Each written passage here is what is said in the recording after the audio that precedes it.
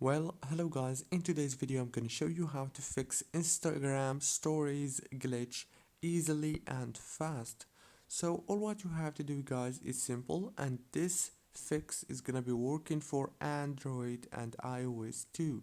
So all what you have to do is go to the settings on your phone.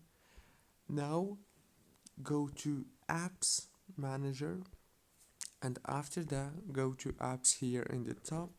Right here in this page, as you can see, you will find all the apps that you have on your phone. So all what you have to do is search for Instagram and click on it,